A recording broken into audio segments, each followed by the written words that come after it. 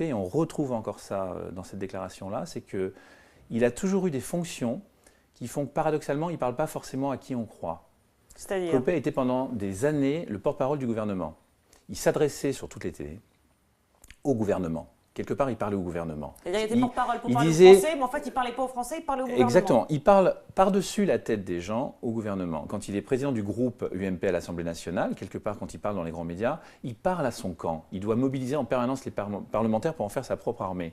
Et quand il parle aujourd'hui à la télévision, il parle aux militants qui vont voter pour le chef du parti à l'UMP. Et ce discours-là est absolument typique de ça. C'est-à-dire que Copé, en communication, on dit il y a la cible B2B, c'est-à-dire la cible business, des influenceurs, donc son parti, et la cible B2C qui est le grand public. Copé, en permanence, fait des déclarations fracassantes et quelque part, ça passe un peu au-dessus de la tête des gens, ça provoque le débat et ça le refait exister auprès de son propre camp. Voilà, B2B versus B2C. Vous y avez pensé à ça? Non, enfin, moi j'admire, hein, c'est un métier. Et ça n'est pas le mien, celui de l'analyse de la communication. Bon, il y a juste un petit quelque chose qui manque dans tous ces commentaires sympathiques. Qu'est-ce qui manque? C'est que c'est des commentaires qui viennent de Paris, quoi, qui sont totalement déconnectés de ce qui se passe sur le terrain. Et vous pensez que sur le terrain, vous parlez à tout le monde, pas juste à votre camp? Mais bien sûr. Mais écoutez, c'est en ça d'ailleurs que... Mais il faut laisser du temps au temps, on verra, on expliquera tout ça. Mais toute ma formation, tout mon parcours, c'est celui de maire de Meaux. C'est-à-dire d'une ville où j'ai moi-même, avec les années qui ont passé, découvert des choses auxquelles je ne pouvais même pas croire. Des choses qui ne passent jamais au journal de 20 heures. Qui sont... Mais si, je vous assure... Beaucoup de choses qui passent au journal de 20 oui, heures quand même. Mais celles-là, elles ne passent pas. Celles-là, elles ne passent Et vous pas, savez d'accord. pourquoi? Parce qu'elles sont politiquement incorrectes. Parce que le dire crée immédiatement la polémique. Alors, et donc, juste pour finir là-dessus, oui. C'est intéressant ce commentaire du point de vue professionnel pour le métier qui est le vôtre. Mais ce que je voudrais qu'on comprenne, c'est que la politique, aujourd'hui et demain, ce sera d'abord la capacité, depuis le terrain, de prendre des exemples concrets et de proposer des solutions concrètes, comme je l'ai fait. D'accord. Vous voyez, parce qu'on a pris que la dénonciation du problème dans l'extrait, mais il y a tout ce que je déroule dans le discours à Draguignan pour montrer qu'on peut en sortir. Oui, parce qu'effectivement, là, ce qu'on peut dire quand on voit cet extrait, c'est que votre manière de raconter l'histoire, il y a beaucoup de détails, hein, les pères et les mères de famille qui rentrent le soir, on imagine les parents fatigués et qui découvrent, oulala, des voyous. Enfin, on sent que les détails, la manière de le raconter, c'est très journalistique pour le coup. Oui, mais vous voyez, regardez, vous en parlez, pardon, ne le prenez pas mal, mais vous le prenez avec un sourire. Non, je demande qu'on comprenne. Non, je ne prends pas ça avec le sourire, je dis juste que la somme de détails par rapport à votre livre, par exemple, ou dans votre livre, l'anecdote, elle est beaucoup plus à plat, que là, il y a des détails sur les pères et mères de famille qui rentrent du travail, etc. Et donc, du coup, on imagine. Et c'est vrai que je le dis avec le sourire, pas du tout par rapport aux personnes concernées, mais par rapport à l'évolution, effectivement, entre le livre et le discours. Et c'est vrai qu'on se dit que vous avez dû réfléchir à la manière de raconter cette anecdote. Et on se demande, effectivement, si tous ces détails, pourquoi tous ces détails? Est-ce que c'est pour faire vivre la... Après, il y a une question de pédagogie. Il faut que chacun comprenne ce que cela veut dire. Il est évident qu'à l'oral, vous ne pouvez pas... vous avez une liberté que vous n'avez pas de la même manière quand vous le faites vivre à l'écrit. Mais sur la manière de raconter l'histoire, vous vous dites pas effectivement que c'est parce qu'il y a eu tous ces détails, c'est que vous en avez peut-être, c'est parce que vous avez il y a un peu de pathos dans l'anecdote telle que vous la racontez, et que c'est peut-être ça qui a pu choquer. Eh bien, je vais vous dire, ce que vous appelez le pathos, moi j'appelle ça la générosité.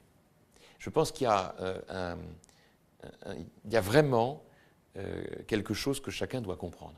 Je pense que plus encore aujourd'hui qu'en d'autres temps, dans cette société hyper médiatisée, la politique telle que moi je l'imagine ne pourra plus être simplement l'accumulation de grandes phrases magnifiquement rédigées, tellement longues qu'on ne comprendra plus ce que le responsable politique veut dire.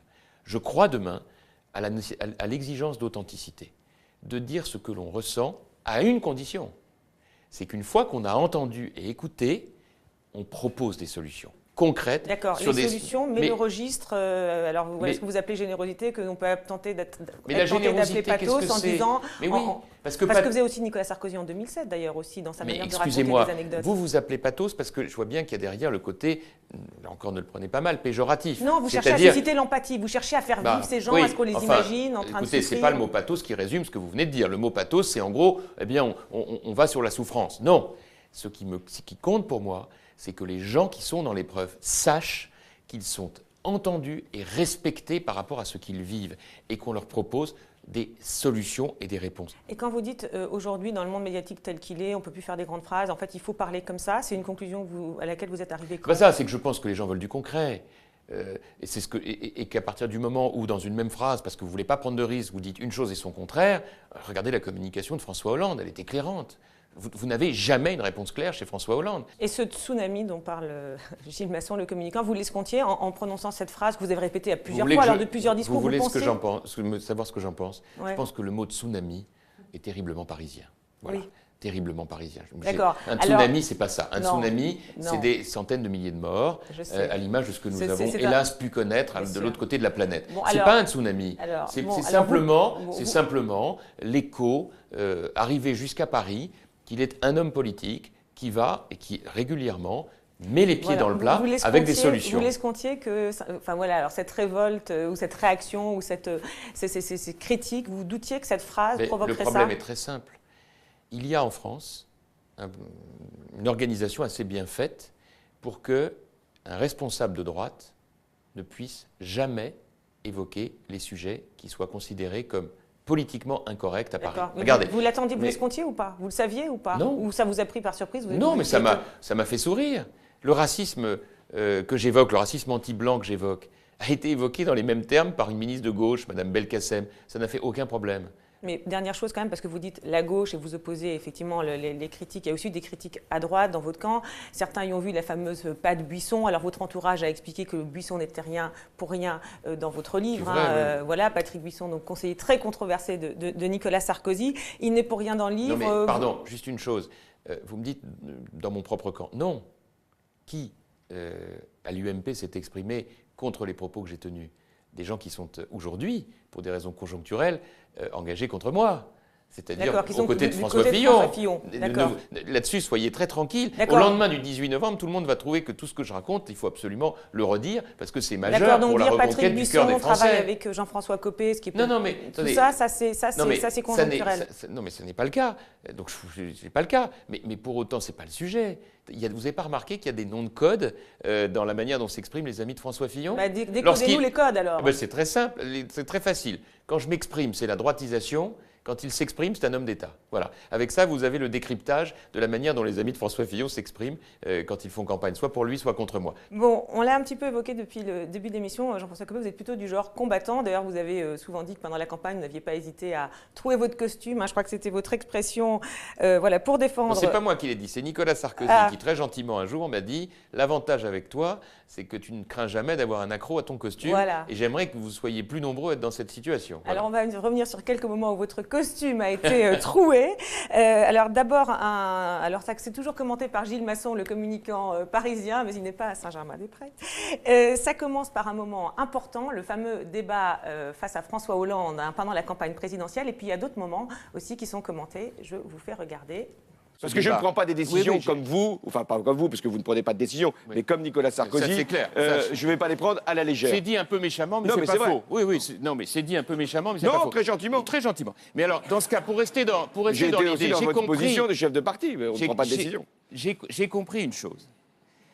C'est à force de vous regarder, et là encore, cette émission, c'était très clair pour ça. Vous avez une technique, c'est que vous êtes, comment dire, un peu comme l'anguille, là. C'est-à-dire, vous écoutez et vous dites systématiquement à chacun ce qu'il a envie d'entendre. C'est-à-dire que c'est vrai pour l'autre. Convenez-en. Mais oui et non. Convenez-en. Mais je vais vous dire, regardez, je vous donne une autre illustration. Alors écoutez, bon, honnête, vous savez. Non mais honnête intellectuellement, regardez. Mais si vous pouvez, juste un moment, je sais que le temps est compté, mais gardez un tout petit peu de silence. Vous n'allez pas être jugé sur cette émission. Vous préparez 2017, vous avez un peu de temps. Donc, en tout cas, ça soyez patient. Donc, ça me touche beaucoup que vous suiviez tout ça un peu moins de temps. Je dois convaincre tout de suite. Allons-y quand même sur le nucléaire. Il veut apparaître comme le plus mordant, le plus courageux, le plus incisif. Il va au combat. Celui qui n'a pas peur d'avoir des trous dans sa veste, dit-il. Et ça fait ce travail-là. Vraiment, ça mobilise son propre camp. Mais en fait, je pense qu'il a fait des petites erreurs. La première erreur, et qui est très surprenante pour les gens de la communication, c'est quand Hollande lui dit « Vous ne prenez aucune décision, vous êtes chef de parti ».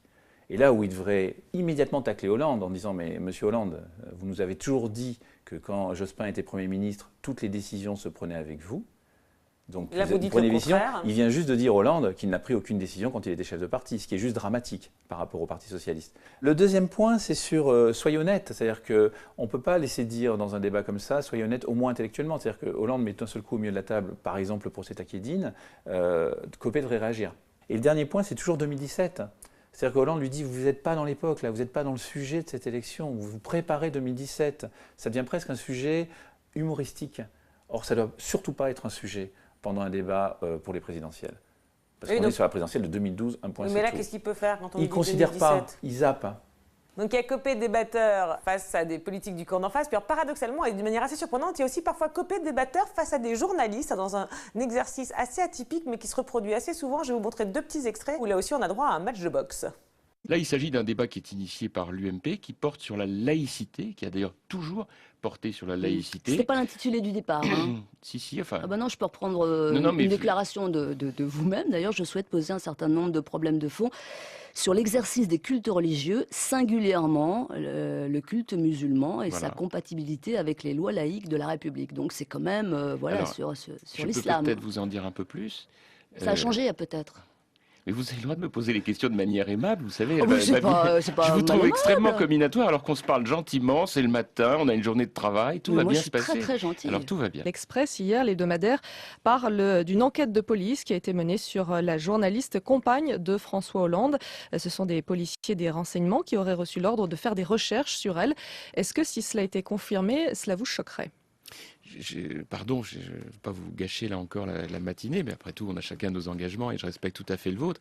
Mais peut-être on pourrait poser la question à l'envers. Si c'était faux, est-ce que ça ne vous choquerait pas, vous, en tant que citoyenne, quel que soit le vote qui sera le vôtre dans quelques mois, et c'est votre droit le plus strict, qu'ainsi en permanence on puisse, comme cela, faire des allusions plus que douteuses. On ne peut pas continuer ainsi dans le système médiatique qui est le nôtre, de balancer comme ça des informations qui permettent par insinuation, par allusion, de mettre en cause indirectement le pouvoir en place, c'est-à-dire le président de la République, vous voyez ? Parce qu'à la fin, ça fait beaucoup. Et à la fin, ça devient de la diffamation, vous savez. Il est beaucoup plus dans la séduction avec les journalistes que dans le match de boxe qu'il fait quand il parle avec des politiques. Il différencie vraiment bien les registres. Oui, souvent il est dans la séduction, mais quand on lui pose des questions qui ne lui plaisent pas. Voilà, il ne faut pas pousser trop loin. Et quand même, il ne répond pas souvent aux questions quand elles sont très dérangeantes. Parce que quand on lui dit l'intitulé n'est pas le bon et qu'il répond si, enfin, mais non, en demi-phrase, c'est un petit peu troublant. Et sur l'autre extrait, c'est aussi intéressant, c'est que on le voit un peu lassé. Je pense qu'il est vraiment sincèrement lassé à ce moment-là. Par contre, sous son air lassé, on sent quand même l'homme de pouvoir. C'est-à-dire qu'il est sur une radio publique et il dit à la journaliste, vous qui êtes probablement dans le camp opposé, et si c'était faux, ça s'est avéré faux. Hein. Attention, il avait raison, ça s'est avéré faux. Mais imaginez un journaliste de la radio publique qui d'un seul coup relaie juste une information, elle se retrouve avec une espèce devant elle de mur assez menaçant. Là, on le voit, un match de boxe aussi avec des journalistes. C'est votre registre spontané ou ça fait partie de la technique ? Non, pas du tout. C'est le problème de ces extraits qui sont un peu sortis quand même de leur contexte. On l'a laissé suffisamment pour qu'on comprenne le contexte, effectivement, de la campagne. Je comprends, mais enfin bon, d'abord, c'était une période de campagne qui était extrêmement dure, puisque je suis quand même obligé de rappeler qu'il y a eu un déluge, j'allais dire un délire, donc je préfère dire déluge médiatique absolument incroyable contre Nicolas Sarkozy pendant ces 6 mois de campagne. Enfin, je n'ai jamais vu un tel niveau de déchaînement et accessoirement une telle indulgence pour Hollande. On en paye le prix aujourd'hui puisqu'aucune bonne question, ou mauvaise question d'ailleurs, ne lui a été posée sur la manière dont il a augmenté les impôts, donc vous attaquez les médias. Et donc, il pouvait m'arriver, quand les questions étaient vraiment très engagées, de mettre les pieds dans le plat. Alors, votre communicant, disant la pauvre journaliste de la radio publique pouvait se sentir terriblement inquiète. Je n'ai jamais vu de journaliste de la radio publique inquiet lorsqu'il critiquait un gouvernement de droite. Jamais. Donc là-dessus, il faut que tout le monde soit très apaisé. Tout le monde se rassure, voilà. D'accord. Mais pour le reste, comme d'ailleurs même sur le débat avec François Hollande, il y a des passages dans le débat qui montrent aussi quelque chose d'autre. Il ne l'a pas relevé, puis ce n'est pas le choix de l'extrait, puis ce n'est pas grave. C'est que moi, je voulais surtout montrer que François Hollande, dans aucun des grands sujets que nous évoquions, répondait clairement. Et c'était ça mon but. D'accord, mais quitte du coup, parce que ce qui pointe... Quitte du coup, effectivement, à apparaître... Parce que du coup, vous, voilà, à apparaître quoi? Quitte du coup à apparaître agressif, à apparaître peut-être arrogant, ou je ne sais quel terme on peut utiliser dans ces cas-là. Et je n'ai pas tout à fait la même analyse que votre observateur concernant l'histoire de 2017, parce qu'en vérité, ce n'était pas mon sujet. Nous n'étions pas dans un match. Je faisais ce débat pour le compte de notre candidat, Nicolas Sarkozy. Et je voulais simplement démontrer aux gens qui regardaient que sur chaque sujet, on avait un François Hollande qui n'était jamais clair. Voilà, c'était ça mon objectif. Donc ça veut dire, par exemple, quand François Hollande vous tacle parce qu'il l'a fait, vous ne vouliez pas vous défendre à ce moment-là. C'était volontaire. Quand il dit « il ne se défend pas, il laisse passer ». Mais bien sûr, ce n'était pas mon but. Donc il faisait ses petits mots d'esprit, ses bonnes blagues. L'honnêteté intellectuelle, oui, il fallait que je n'avais aucune intention de justifier de quoi que ce soit, ce n'était pas le but. Pour revenir aux journalistes, j'ai retrouvé une interview de 2006, quand vous aviez sorti votre livre « Promis, j'arrête la langue de bois », et vous expliquez comment vous y prendre pour ne pas répondre à un journaliste habile, et vous disiez « on casse l'ambiance, on répond quelque chose du style « si vous voulez ma place, on arrête l'interview ». C'est pour ça qu'on reprenait ces extraits en disant « en fait, c'est une technique ». Voilà. C'est-à-dire, le problème, c'est que vous avez des intervieweurs qui se mettent eux-mêmes en scène parfois.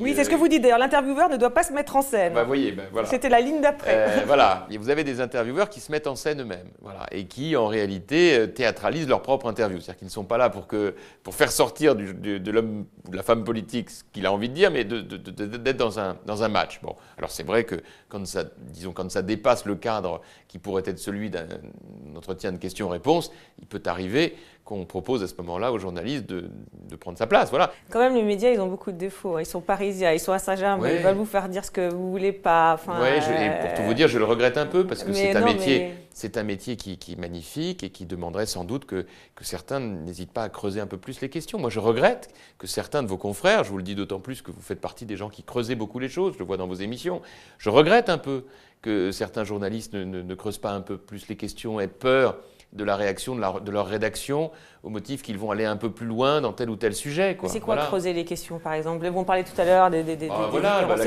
écoutez, la question du pain au chocolat est typique. Voilà, on a refusé d'accepter ce que tout le monde sait, c'est-à-dire que je dénonce un fait. Ce serait quoi creuser? Creuser, c'est de dire au fait, est-ce que quand Jean-François Copé évoque l'idée que certains prétextent l'usage de la religion pour des fins de violence ou d'intégrisme, c'est ce fait-là qu'il faut évoquer. Est-ce qu'il a raison ou est-ce qu'il a tort? Il a raison. Deuxième question, est-ce qu'il a eu raison de le dire ou pas? Oui ou non, mais en tout cas, c'est un débat. Séparer l'opportunité du commentaire de la réalité. L'essentiel du commentaire, ça a été pour dire il fait sa pub, etc. C'est ça que je regrette. D'accord. Voilà. Alors, on a parlé aussi, et vous l'avez évoqué dans l'extrait de 2017. Alors, c'est quelque chose dont on parle en permanence, 2017. Alors là, ça a été un peu mis sous le tapis parce qu'il y a un autre match là en perspective. Mais ça a été quelque chose dont on parle beaucoup à propos de vous. Jean-François Copé, c'est celui qui s'est déclaré candidat pour 2017. Alors, on a eu envie de revoir à quel moment c'était, dans quel contexte c'était, parce que c'est vrai qu'on l'entend tellement qu'on a un peu oublié. Et on a retrouvé, c'était sur Canal+. Un jour Copé président? Non, ça veut dire un jour, si les circonstances le permettent, en tout cas, moi, j'essaierai de créer des conditions pour.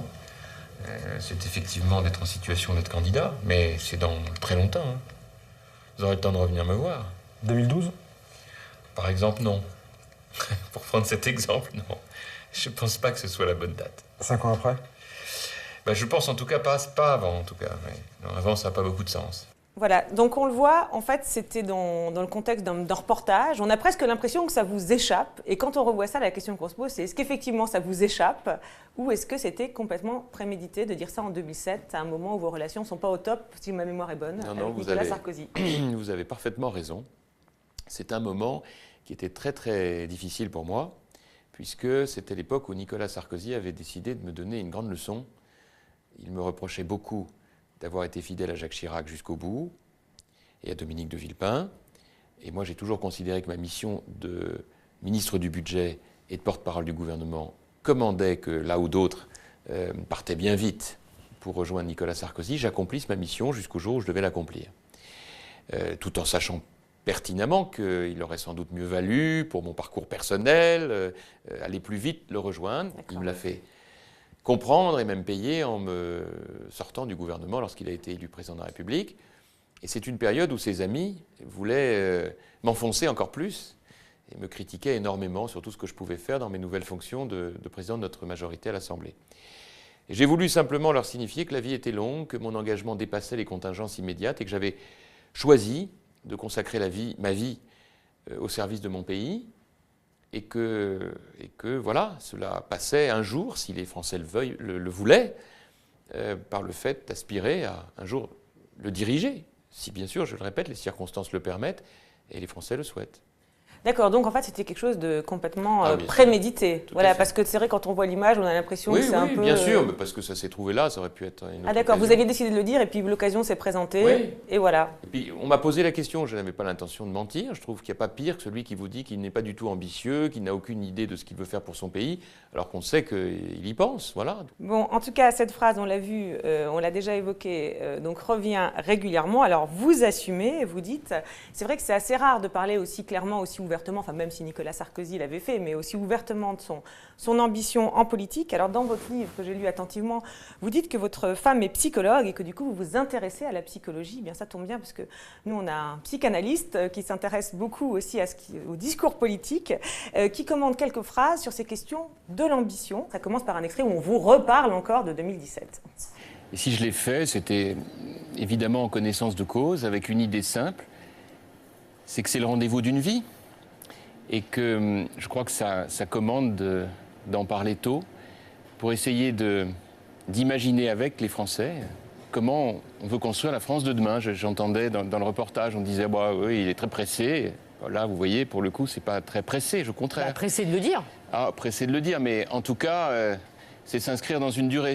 Parce que je pense que la politique, c'est un parcours initiatique. On se construit, on prend des coups, on mûrit. Et c'est vrai que parfois je ne me reconnais pas toujours dans la caricature, même si comme dans toutes les caricatures, il y a du vrai. Le gars qui fait les bonnes études, qui pense qu'à ça. Quand il dit c'est le rendez-vous d'une vie, c'est étonnant de la manière d'en parler. Si c'est vrai, c'est-à-dire s'il ne s'agit pas seulement d'une affirmation pour les médias et pour conquérir le pouvoir, justement, si c'est vrai, ça me paraît un peu dangereux. C'est-à-dire que ça signifierait qu'il est en proie à cette ambition que moi je qualifie de fantasme tant que c'est pas réalisé. Un fantasme qui prendrait la place de tout son désir, de tout son vouloir. Mais si le fantasme recouvre tout, alors c'est embêtant parce que si jamais il échoue dans sa réalisation, qu'est-ce qui reste ? Qu'est-ce qu'il y a derrière ? Alors, ce dont il faut se souvenir, c'est que c'est vrai que le modèle de Jean-François Copé, c'est Nicolas Sarkozy, mais au départ, Jean-François Copé a été un Chiracien. Il a fait la campagne notamment de 95 aux côtés de Jacques Chirac, quand Balladur et Chiracien se divisaient.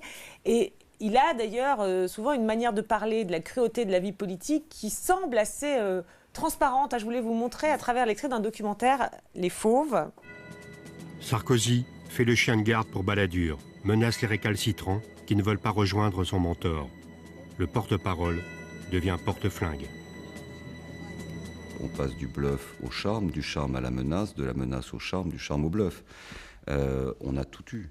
Ces dépressions sur le thème, tu te rends compte, ta carrière, ta circonscription, tu te rends bien compte que si jamais tu choisis le bon camp, tu pourras être au gouvernement, tu auras des tas d'aides partout, tu veux un coup de main pour ta circonscription, mais voilà, enfin bon, c'était de l'époque, voilà. Et c'était beaucoup ça. Et puis quand il y avait un député qui était pas assez rapide pour apporter son soutien, on lui disait « Ah, ben, on est déçus, quel dommage, qu'est-ce que tu fais ?» Et puis quant à celui qui apportait son soutien à Chirac, il disait vraiment, toi, mon pauvre ami, t'es vraiment fou, quoi, d'aller avec ce gars qui a aucun avenir.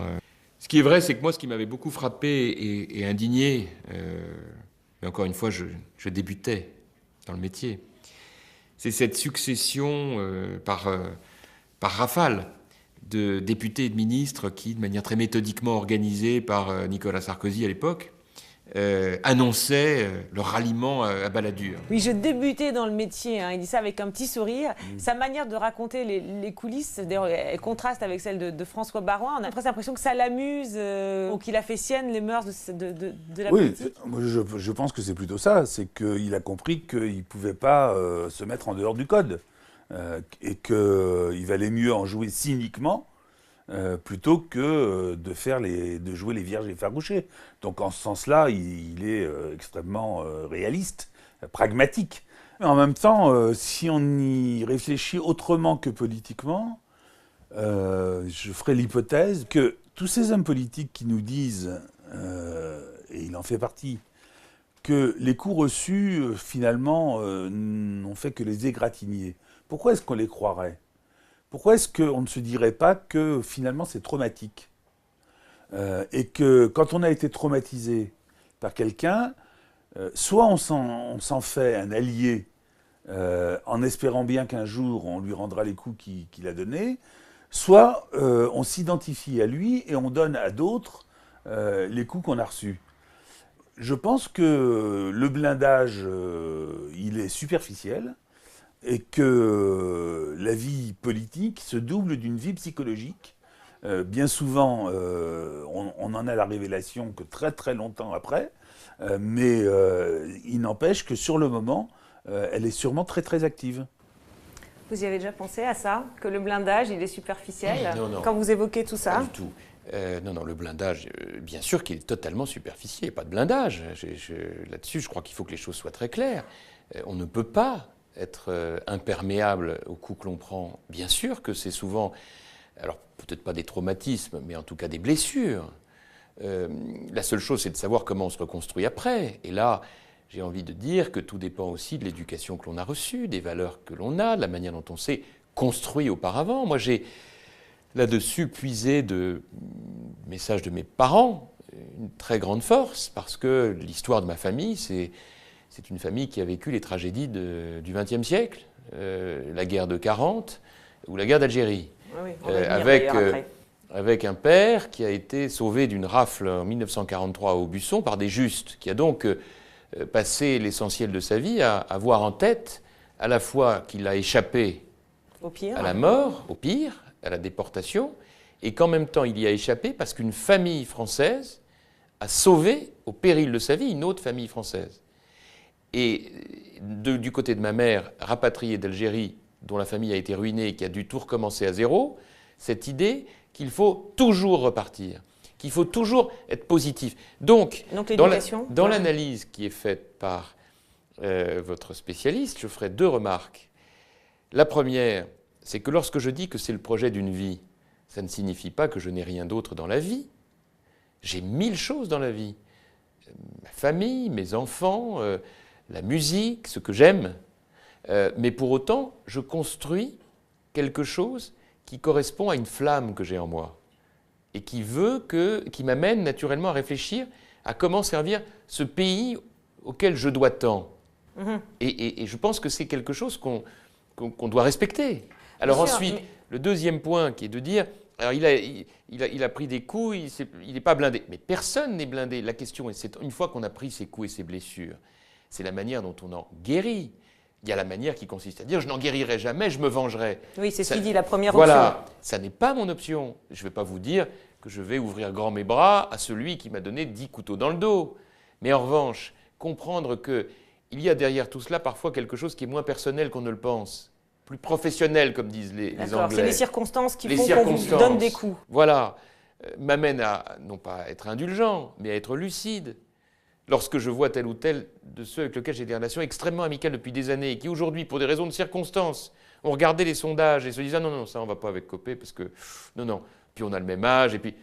J'ai compris, je ne suis pas naïf. Je dis juste une chose, c'est que la vie étant ce qu'elle est, il y aura besoin à un moment ou à un autre de travailler ensemble. Mais j'ai mesuré à cette occasion quelle était la solidité de leur colonne vertébrale. Pour terminer l'émission, vous avez parlé de votre famille, de vos parents, des leçons qu'ils vous ont données. Donc c'est que finalement, il faut toujours repartir d'un nouveau pied, c'est ça. Enfin voilà, faut pas se laisser marquer par le passé. Il ne faut rien oublier du passé, mais il faut être positif. Voilà. D'accord. Enfin, ça c'est facile à dire, pas toujours facile à faire. On a envie de vous dire. Hein. Bien sûr. Je ne vais pas vous dire le contraire, mais c'est justement par l'exemple qu'ils m'ont donné que j'ai reçu ce message qu'il y a toujours dans la vie, même dans les plus difficiles épreuves, une possibilité d'être positif. Voilà. Et d'ailleurs, justement, je ne sais pas faire agir, mais le petit sourire que vous avez dans le documentaire, là, quand vous parlez effectivement de la vie politique, vous dites « je débutais », vous avez ce sourire. C'est vrai que c'est étonnant, parce qu'on a l'impression que vous êtes extrêmement à distance.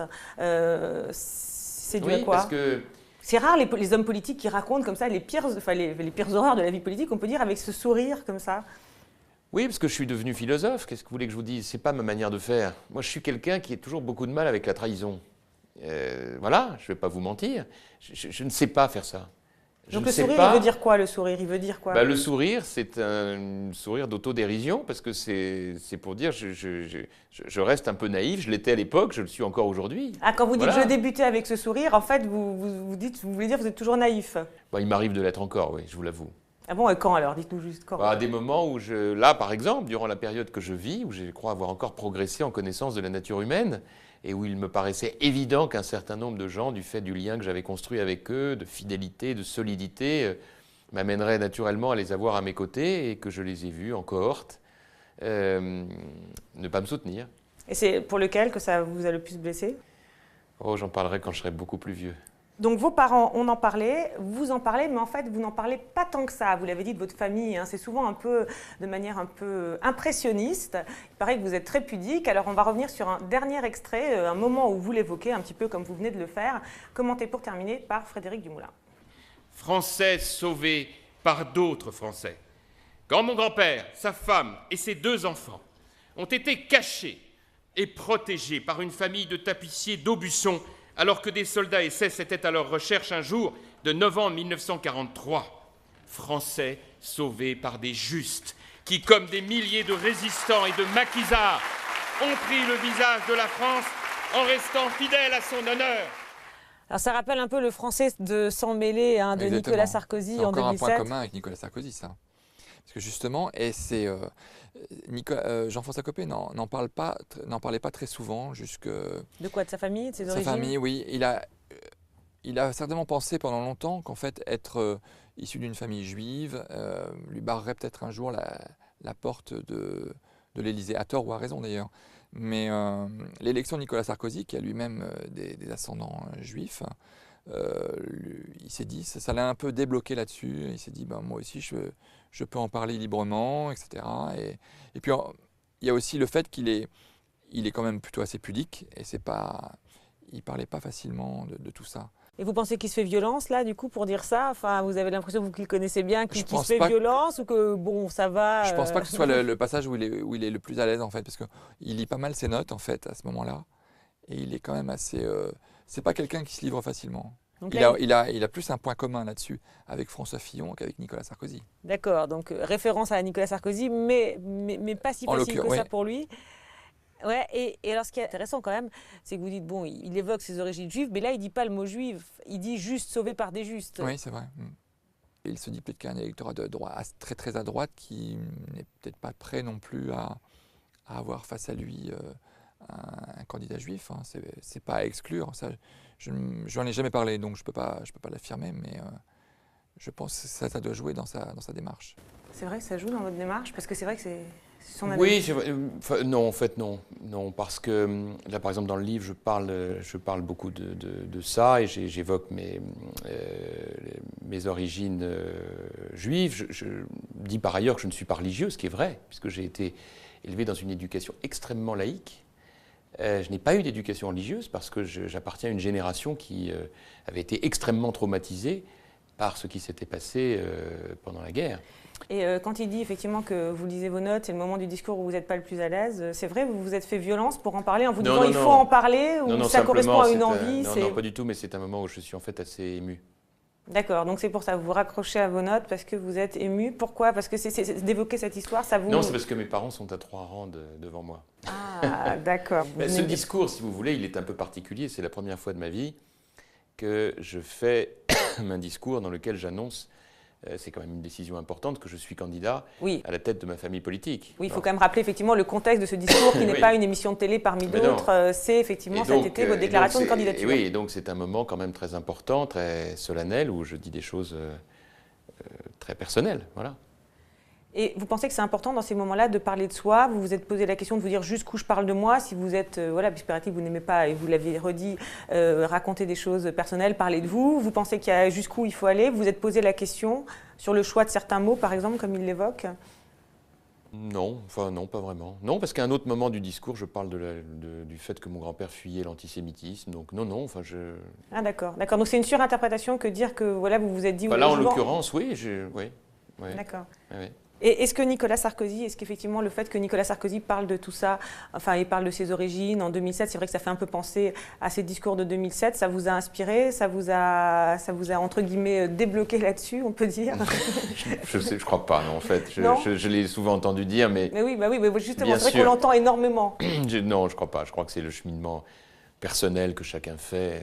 Non, je ne crois pas que ce soit Nicolas Sarkozy qui m'est inspiré sur ce point. Parce qu'on dit tout le temps que c'est votre modèle, alors on a envie de savoir. Ce qui est un petit peu excessif quand même. J'ai beaucoup d'admiration pour lui, pour le parcours qui est le sien, mais j'ai ma propre personnalité, ma propre histoire. D'accord, mais écoutez, merci beaucoup.